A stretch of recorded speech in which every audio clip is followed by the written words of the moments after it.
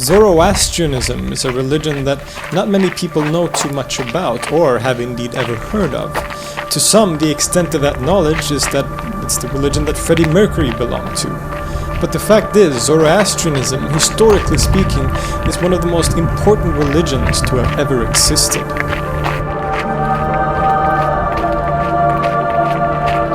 The religion of Zoroastrianism is old. It's very old. It originates in what is today Iran, in the region known as Persia, with the appearance of the prophet and quote-unquote founder Zarathustra, also known as Zoroaster in Greek. Now, as with similar ancient figures like him, it's very, very hard, basically impossible, to pin down an exact date for when he lived, but scholars suggest that he might have lived around, between 1400 to 1200 BCE, while others also say that he may have lived around 800 BCE, so there isn't consensus about this. The religion practiced in Persia prior to Zarathustra's mission was a kind of polytheism or paganism, very closely connected to the Vedic tradition in India, from which other religions like Hinduism and Jainism and Buddhism also later developed. This can be seen by the fact that many of the gods cross over between the two traditions, but have slightly different names based on the language. This includes gods like Saraswati and Indra and many others. The deities worshipped by the Persians were associated with things like water and fire, as well as natural phenomena or abstract concepts like love or wisdom. The cult and worship surrounding these deities included things like offerings and animal sacrifice, all performed by a class of priests, very similar to the Brahmins of the Indian context. The prophet and founder Zarathustra most likely belonged to this class of priests.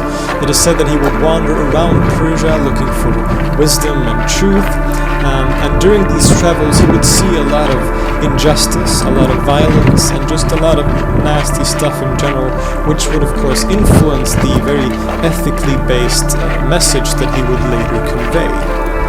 And his life, according to tradition, is said to have changed dramatically one day when he was celebrating a spring festival. And during this festival he went down to the water to fetch some water for the festival. And after he had been standing in waist-high water and returned to shore, being thus ritually purified, he then suddenly had an intense vision of light. And in this light he experienced the presence of the god Ahura Mazda and 6 other radiant beings, from which he then received his first revelation. The god Ahura Mazda was nothing new to Zarathustra or the Persians. He was a god who had been worshipped prior to this, and whose name literally means Lord Wisdom. He was one of the more exalted gods in the pantheon, belonging to a group of gods called the Ahuras, the Indian equivalent of which is Ashura. What was so unique about the revelation that Zarathustra received and that he would convey was that Ahura Mazda was no longer just some god. He was now the one uncreated eternal god who was the creator of the world and of everything good. Ahura Mazda was the guardian and embodiment of a concept called Asha, meaning the order of the universe, and in a moral sense also represented things like righteousness and justice.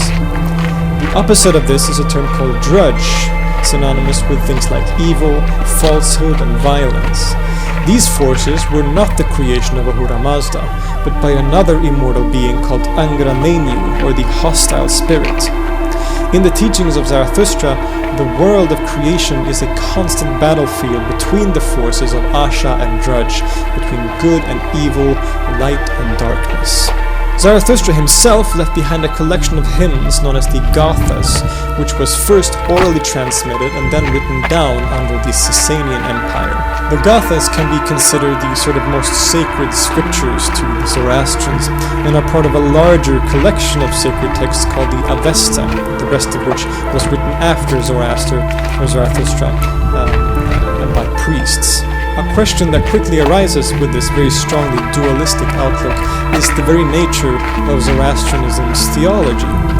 Some claim that Zoroastrianism is a monotheistic religion, while others say that it is a dualistic faith, or dualistic theology. Scholars and Zoroastrians alike have never really been able to agree on whether or not Zoroastrianism is a monotheistic religion or not. But if it is, that would be pretty significant, because then it would be most likely the oldest monotheistic religion in the world that we know of. Scholars like Mary Boyce argues for the dualistic alternative, describing Ahura Mazda and Angra as equally uncreated opposing forces, while others like Farhang Mer proposes a view where Zarathustra's original message was that there was but one god, and dualistic forces were part of his creation, thus below him. But perhaps it's wiser to look at this from a more nuanced perspective, and not try to define Zoroastrianism with such arbitrary and anachronistic, really, terms like monotheism or polytheism. There have been other arguments, like that of James Boyd and Donald Crosby, who suggest that none of the above explanations are good enough. Instead, they propose that, quote, "In brief, the interpretation we favor is that Zoroastrianism combines cosmogonic dualism and eschatological monotheism in a manner unique to itself among the major religions in the world. This combination results in a religious outlook which cannot be categorized as either straightforward dualism or straightforward monotheism. The fact is that the old Iranian or Persian pantheon of gods remain in the Zoroastrian system, at least according to later interpretations of its theological ideas. When the prophet had his first vision at the river, it is said that he saw, along with Ahura Mazda himself, a group of 6 lesser beings. These are known as the Spentamenu, or 6 lesser divinities, all representing different attributes of the high god, like righteousness, devotion, and health, while remaining hierarchically beneath him and sort of part of his creation. They are sometimes considered emanations of Ahura Mazda, with the symbolism of a torch lighting other torches used to describe this process of emanation. Another term used to describe these lesser divinities is Amesha Spentas, or holy immortals.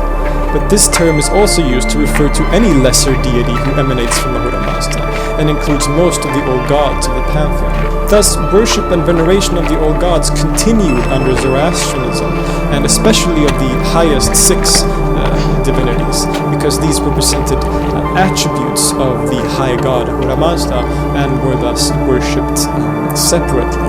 The exception to this is another group of deities known as the Devas, which also has an Indian equivalent of the same name. These gods represent things like violence and war, and thus they serve the hostile spirit Angra rather than Ahura Mazda.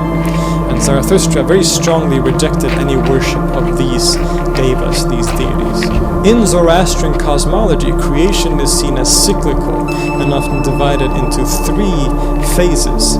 The first of which is called simply creation. It's the first phase when Ahura Mazda, God, creates the world in a perfect state, free from all evil and all darkness.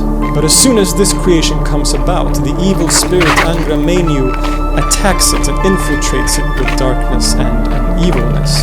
And this starts the second phase, known as mixture, where both good and evil, light and darkness, exist alongside each other in the world and are battling. This is the time we live in now. So obviously, giant pandas are the creation of Ahura Mazda, while stepping in water with your socks on is clearly the creation of Angra.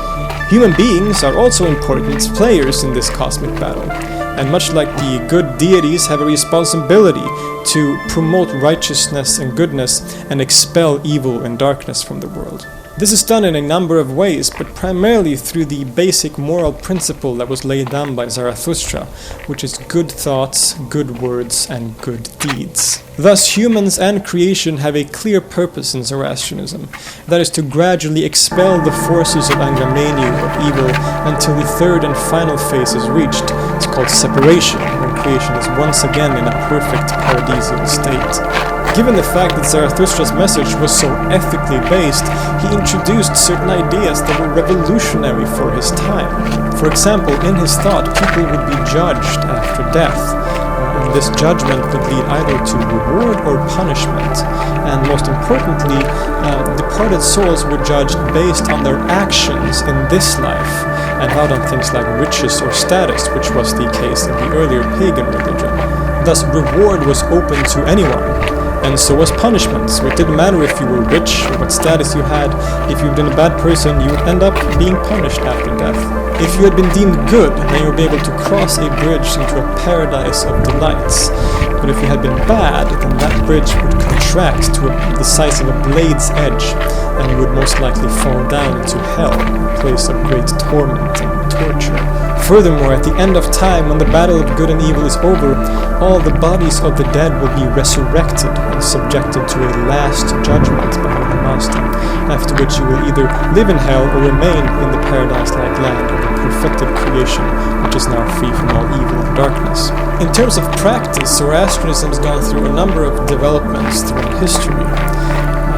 Zoroastrians have often been rather negatively referred to as fire worshippers by the Muslim conquerors, for example, but this is a rather misleading term. It is true that fire plays an important role in the practice and symbolism of the faith, serving as the symbol for purity and God's wisdom and light. Fire, as well as water, appear to have been an important part of ritual for Zoroastrians since the very inception, but the appearance of things like fire temples or heightened platforms with fire altars appear to have been a much later development, probably sometime during the Achaemenid Empire. But nonetheless, fires and temples did become and still remain very important aspects of the faith and their practice. Connected to this, fire and its representation of purity is the